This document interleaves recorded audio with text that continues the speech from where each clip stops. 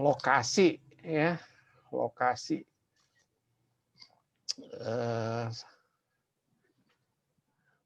Oke, jadi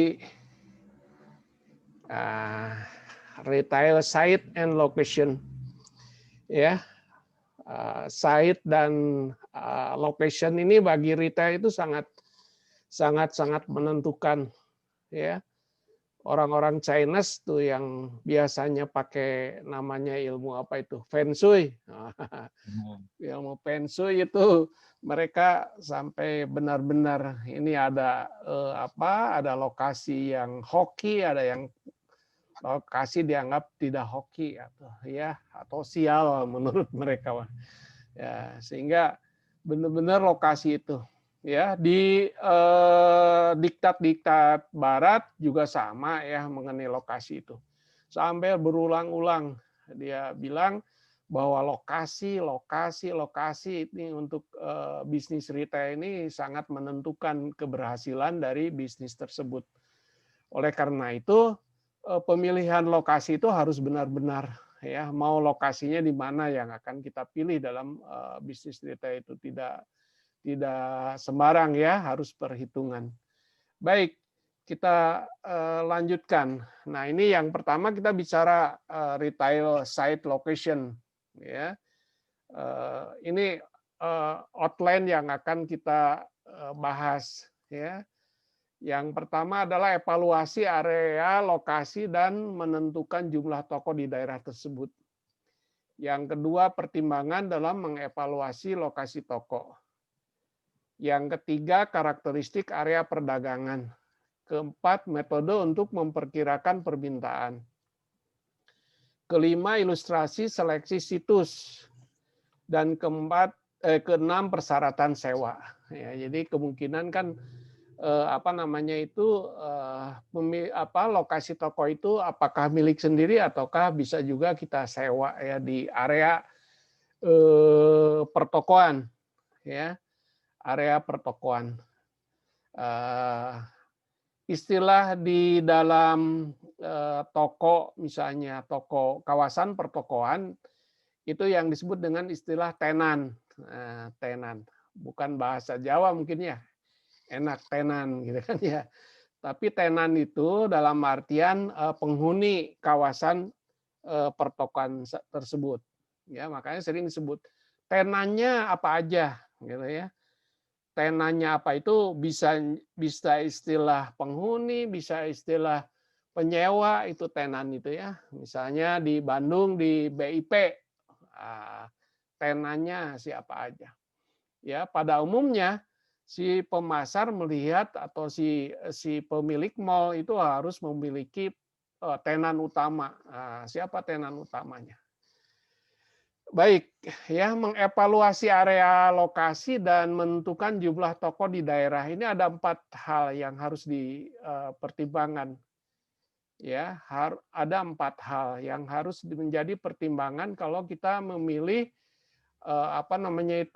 permintaan di suatu wilayah daerah perdagangan tertentu. Yang pertama adalah economic condition. Bagaimana pertumbuhan ekonominya? Ya, pertumbuhan ekonomi ini sangat potensial. Jadi kalau sama sekali tidak ada pertumbuhan ekonomi ya menyulitkan ya gitu ya. Karena memang orang itu kan harus punya daya beli. Nah, kalau orang itu punya daya beli, maka dia harus punya aktivitas. Aktivitasnya apakah dia pekerja, pebisnis atau apa, ya sehingga dia punya daya beli. Yang kedua yang harus kita analisis adalah competition, persaingan. Ya, ada berapa toko yang ada? Istilah competition kita bisa secara sempit ataukah secara luas. Kalau secara sempit misalnya kita nyebut competition atau persaingan itu adalah toko dengan toko lain yang menawarkan produk dan jasa yang sama gitu ya, atau yang sekelas bahkan. Itu competition. Tapi kalau secara luas bisa saja nganggap bahwa seluruh pedagang di situ adalah kompetitor kita. Contoh gini, kalau kita misalnya menawarkan apa namanya itu di kawasan toko itu adalah laptop gitu ya, laptop laptop. Berarti kita menganggap bahwa pedagang laptop yang lain lah yang menjadi kompetitif kita. Kalau kita misalnya ngambil kelas laptopnya, ya Apple misalnya, apakah yang menawarkan XP itu juga kompetitor atau bukan? Nah itu kan bisa aja.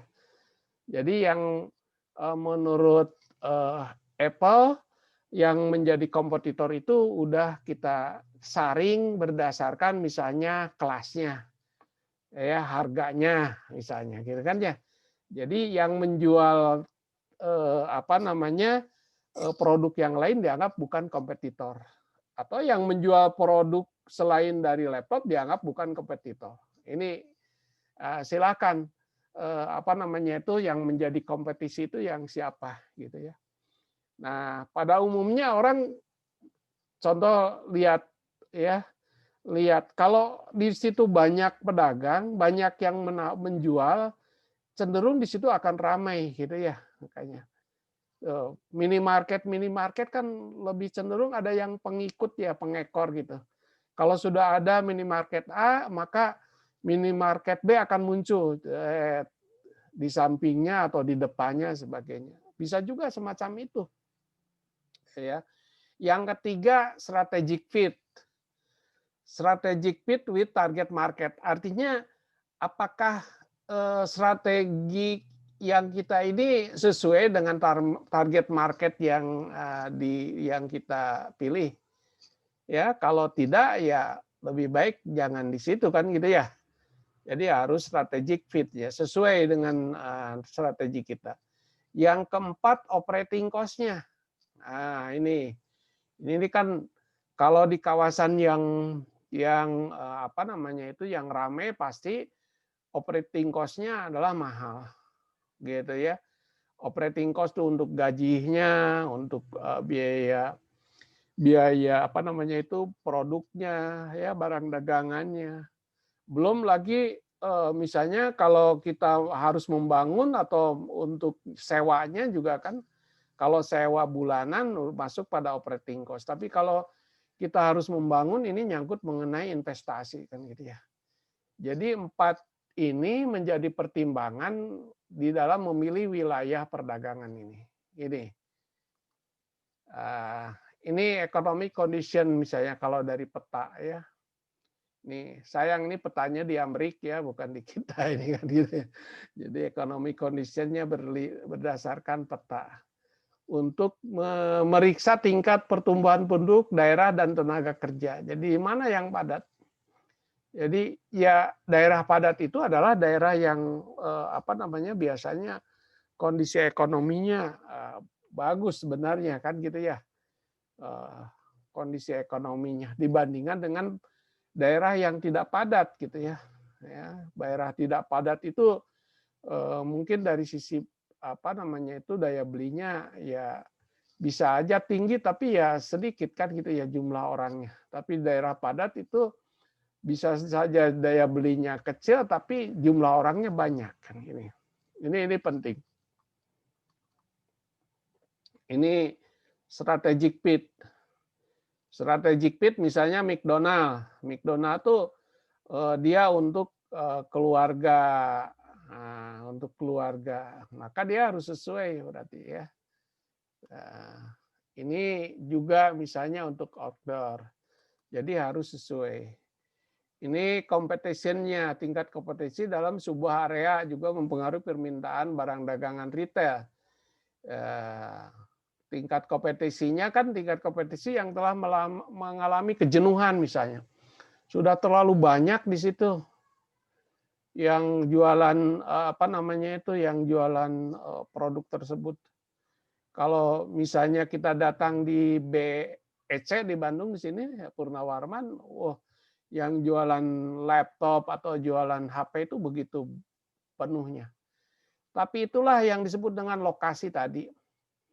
Ya, BEC pernah mengembangkan di Jalan Naripan misalnya kalau di Bandung ya. Tapi ternyata bangkrut juga, Naripan tidak laku. BEC pernah mengembangkan di Jalan Ahmad Yani misalnya ya. Tapi tidak laku. Justru BEC misalnya mengembangkan lagi di tempat BEC lagi di situ ya, perluasan sampai ke ujung. Mungkin kalau bukan rumah Pangdam itu di belakangnya atau di depannya ya, itu bisa jadi dibeli ya, diakuisisi. Bayangkan, itu rumah Pangdam Siliwangi itu kan rumah dinas ya. Karena wah, itu segitiga yang luar biasa itu misalnya di wilayah BEC itu. Ya, kalau Anda tahu itu sekitar tahun 80-an ya, sampai 90 lebih ya, hampir 2000 itu di situ masih sepi. Aduh, ya menakutkan kalau lewat malam itu ya, situ daerah situ. Itu sepi. Saya kuliah tahun berapa? 81 daerah situ gitu ya, 82 apa ya, udah masih sepi ya, sepi sekali. Tingkat kompetisi yang kurang misalnya. Nah, ini sedikit yang pelakunya. Tingkat kompetisi yang berlebihan ini, melebihi kapasitas, melebihi dari jumlah pembeli bisa saja terjadi ya. Bisa saja terjadi semacam itu. Hampir jenuh juga itulah istilahnya, berlebihan itu. Nah, ini dilihat dari operating cost-nya ya. Operating cost ini bervariasi di seluruh daerah, itu beda-beda ya. Misalnya kita buka toko di sebut tadi di wilayah Dago misalnya dengan di wilayah Ahmad Yani bisa berbeda ya. Dipengaruhi oleh kedekatan daerah dianggap versus daerah lain di mana pengecer beroperasi. Jadi kedekatan itu juga lokal dan hukum masing-masing. Artinya ini sebenarnya negara hukum, maksudnya adalah peraturan daerah, peraturan wilayah, peraturan ketetapan pajak misalnya ya, ketetapan sewa dan sebagainya, itu kan pemerintah daerah juga biasanya mengatur itu ya, nyangkut mengenai efek pada operating cost ya, efek daripada operating cost. Nah, ini pertimbangan dalam mengevaluasi lokasi toko. Nah, ya, evaluasi lokasi toko ini ada yang pertama, ini mulai dari karakteristik tahap pertama, karakteristiknya. Karakteristik lokasinya bagaimana. Ya, yang kedua adalah karakteristik daerah. Yang ketiga adalah perkiraan penjualan potensial. Nah, itu karakteristik lokasi, karakteristik daerah perdagangan, dan yang ketiga adalah pasar potensialnya. Pasar potensialnya gitu. Jadi kalau misalnya akan membuka sekelas BEC di Ciamis gitu ya, nah itu bagaimana potensial marketnya kan gitu ya. Nah, gitu. Apakah mungkin nggak gitu? Karena tadi itu lokasi itu harus dipilih yang strategis. Yang strategis itu yang bagaimana? Banyak pertimbangan, banyak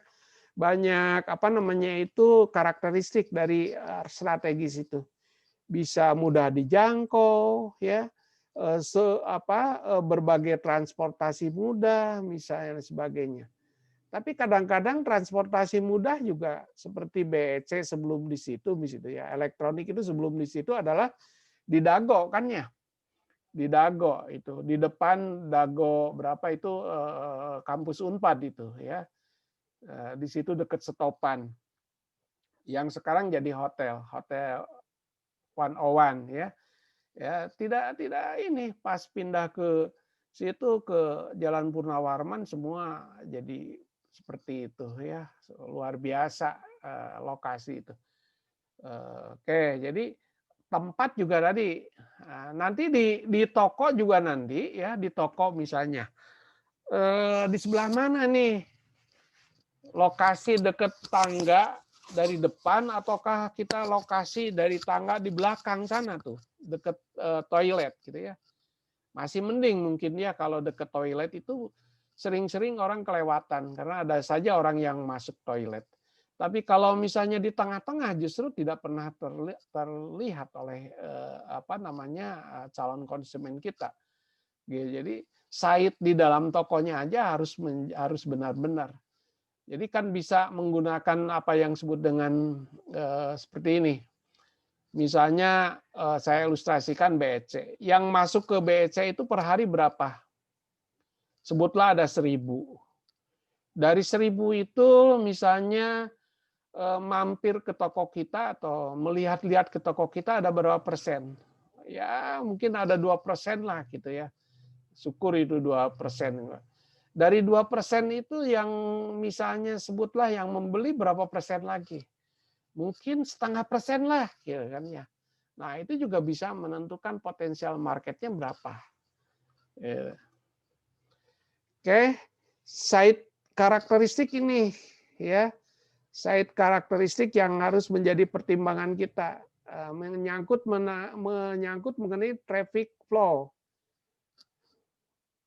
Menyangkut mengenai traffic flow.